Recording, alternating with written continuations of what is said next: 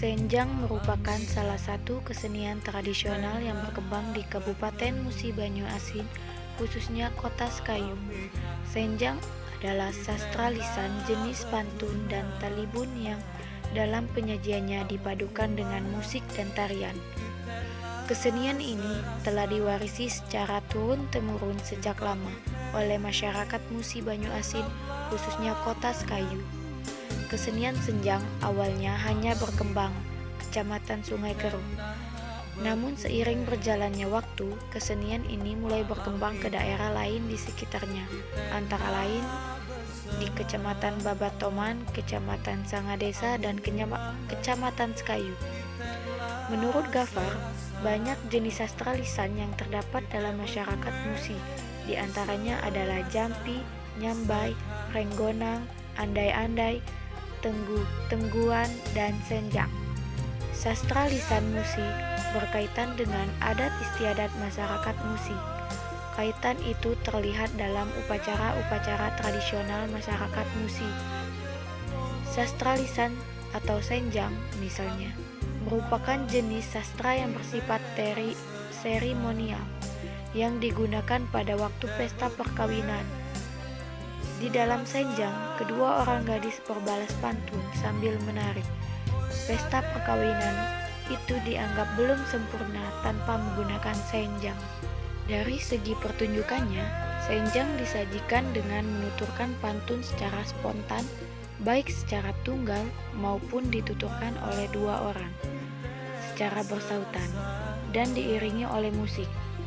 Musik mengiring dalam penyajian senjang biasanya menggunakan organ tunggal, dan ada beberapa yang menggunakan gitar tunggal. Dengan permainan melodi-melodi pendek yang diulang-ulang, dalam penyajiannya, tuturan musik vokal senjang dengan instrumen musik pengiring tidak dimainkan secara bersamaan, akan tetapi dimainkan secara bergantian. Pertunjukan diawali dengan permainan melodi instrumen musik. Ketika instrumen musik berhenti, baru masuk tuturan vokal pantun senjang. Dan ketika tuturan vokal senjang berhenti, permainan melodi musik kembali dimainkan. Dan begitu seterusnya secara bergantian sampai pertunjukan senjang selesai. Busana atau pakaian yang digunakan pemain atau pesenjang pada saat pertunjukan senjang ini menggunakan pakaian adat Musi Banyu Asin, yakni untuk perempuan memakai baju kebaya lengkap dengan aksesoris dan baju koko atau bisa ganti dengan jas untuk laki-laki, serta menggunakan tanjak. Di sini saya akan memodifikasinya dengan menggunakan kain yang berasal dari Muba, yaitu kain gambo yang sudah dijadikan baju. Kabupaten Muba kini memiliki kain jumputan khas yang berbeda dari wilayah lain di Sumsel. Kain bernama Gambo Muba ini memiliki motif beragam namun tanpa meninggalkan unsur orisinalitas dari kain jumputan. Menurut Ibu Tia Yufada Dodi, selaku tokoh di balik kepopuleran jumputan Gambo Muba, mengungkapkan awalnya Gambo hanyalah kain jumputan biasa, namun ia berinisiatif membuat kain tersebut kian dikenal dunia dengan memberikan sentuhan modern. Gambo diambil nama tanaman gambir yang menjadi bahan dasar pewarna kain. Gambo memang dibuat dengan pewarna alam sehingga lebih ramah lingkungan.